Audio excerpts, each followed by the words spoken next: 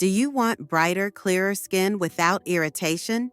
Then you need to know about niacinamide. In this video, I'll explain what it is, how it works, and why it could be your skin's best friend. What is niacinamide? Niacinamide, also known as vitamin B3, is a powerful ingredient that works for almost every skin type. It helps to repair skin, reduce redness, and improve texture. It's water-soluble and easily absorbed into the skin. Top 5 benefits of niacinamide. Let's break down the top 5 benefits. Reduces hyperpigmentation, fades dark spots and acne scars, minimizes pores, gives you a smoother look, controls oil production, perfect for oily or combination skin, strengthens skin barrier, prevents dryness and sensitivity, anti-aging, reduces appearance of fine lines and wrinkles.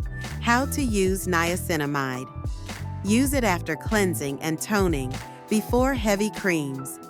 Best concentration is between 5% to 10%. Avoid using it with pure vitamin C at the same time if you have sensitive skin.